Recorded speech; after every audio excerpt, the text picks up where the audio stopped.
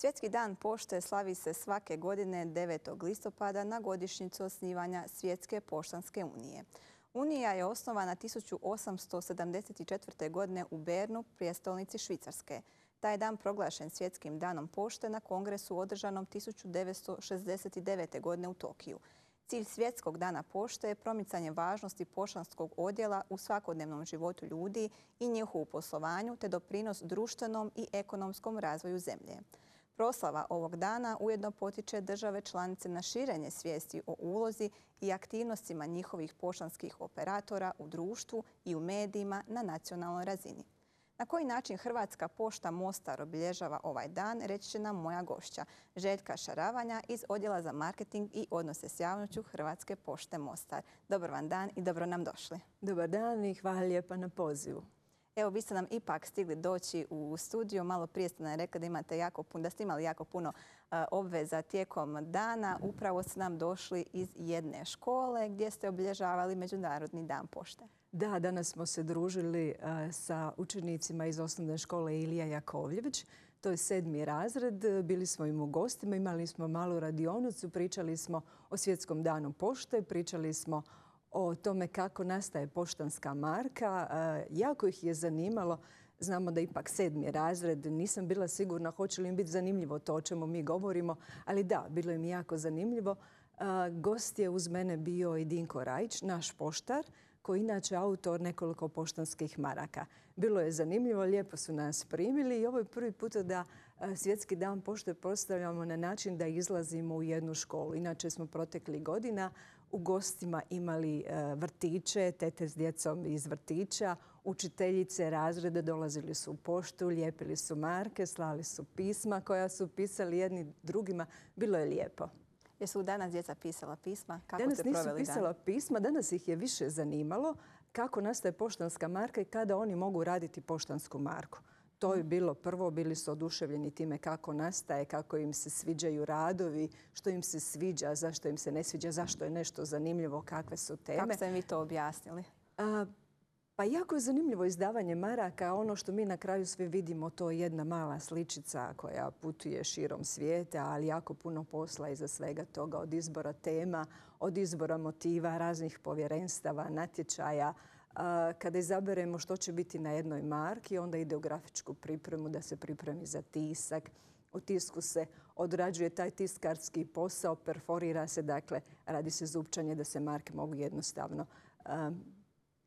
uzeti iz jednog arka i nalijepiti.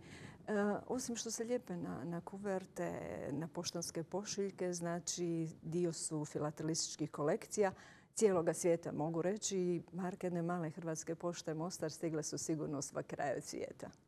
Evo, kažete, družili ste se s djecom i kolega poštar je bio s vama danas u školi. Vjerujem da on bio prava atrakcija među djecom. Da.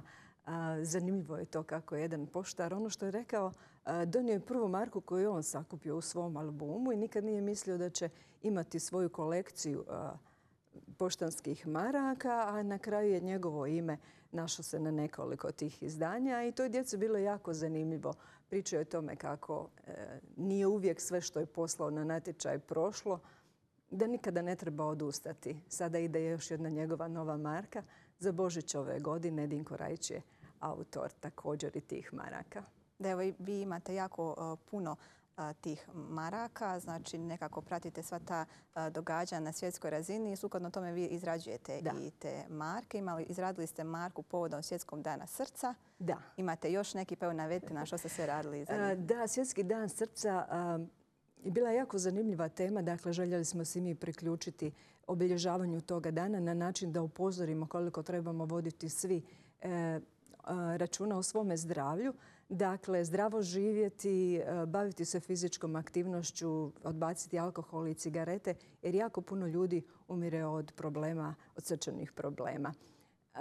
Htjeli smo i nadam se da smo uspjeli jedna lijepa marka koja je u obliku srca. Danas, odnosno jučer, smo izdali već novu marku. Tradicionalno svake godine izdajemo marku Etnološko blago u povodu Svjetskog dana pošte.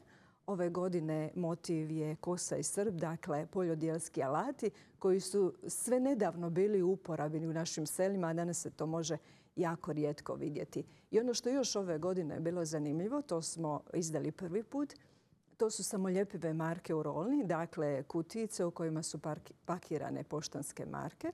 To su 2 izdanja, Međugorje i Svjetski dan zaštite okoliša. Jako su zanimljive, jako su jednostavne za uporabu, dakle za one koji imaju potrebu koristiti poštanske marke u malo većem obimu, da mogu uzeti jednu kutiju, imati je kod sebe u uredu, jednostavno zalijepiti i onda dođu, samo ubace pošiljku, poštanski sandučić i ne moraju čekati na šalterima da dođu na red.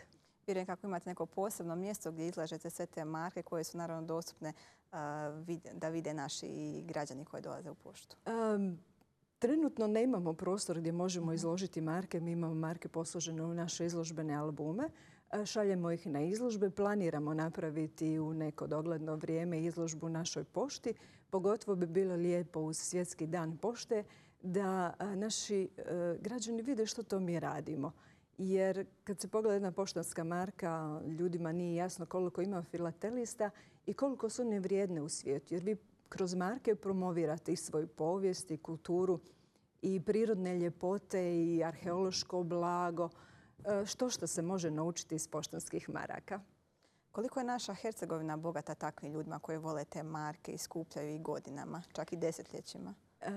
Pa mislim da ima ljudi koji sakupljaju marke, samo su oni jako samozatajni.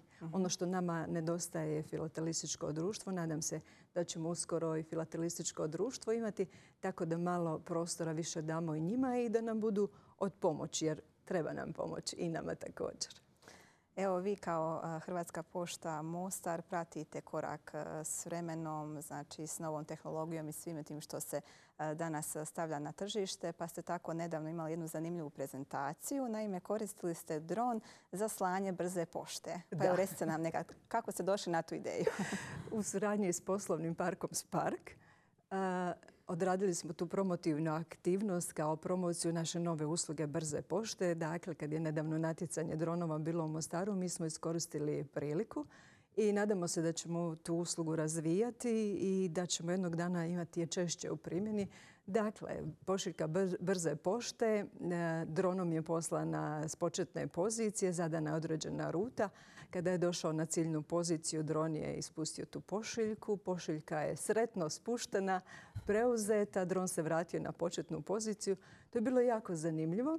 Vidimo da i po reakcijama ljudi, ali u prvom redu je bila promocija naše brze pošte. Dakle, odnedavno Hrvatska pošta Mostar, BH pošta i pošte srpske imaju zajedničku suradnju na razini države. Dakle, imamo brzu poštu koju možemo ponuditi kao jednu novu uslugu. Dakle, u roku 24 sata pošiljka iz bilo koje županije u Bosni i Hercegovini, u bilo koju županiju, predana u bilo kojem uredu u gradove stiže za 24 sata. Ono što nam daje prednost, naravno moramo ići u korak s vremenom i konkurencija je dosta jaka.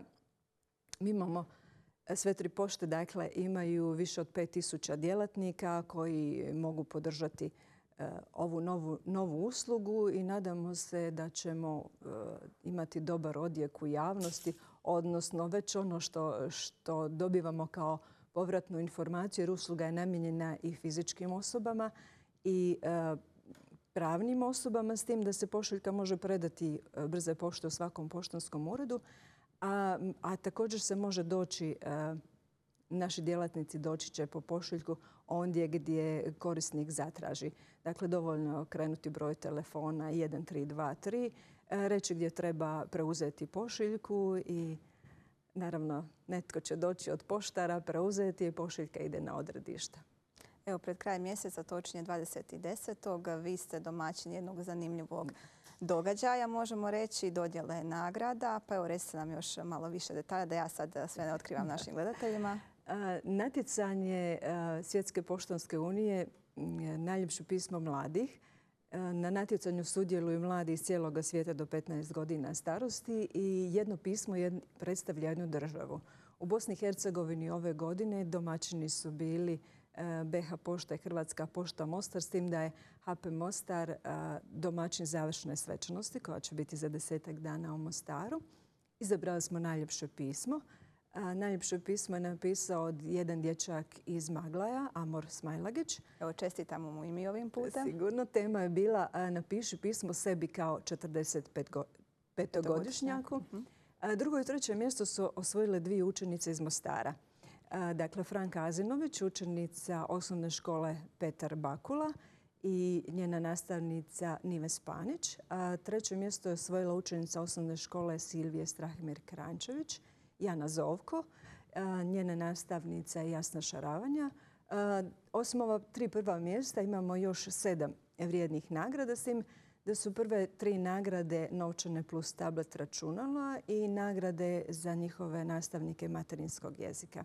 Dakle, pokušavamo malo potaknuti pisanje pisama, širenje prijateljstva i da nisu samo važne SMS poruke i mail poruke, da su pisma nešto što ostaje, nešto čega se rado sjećamo kad smo u nekim ozbiljnijim godinama, što smo radili, što nam ostaje kao uspomena. Da, to su ipak posebni trenuci kad zavirite u neku staru kuticu i pronađete neko lijepo pismo. Gospođo Šaravanja, hvala vam puno na dolasku u našu emisiju i sve vam najbolje u budućem radu. Hvala vama na pozivu. Hvala lijepa.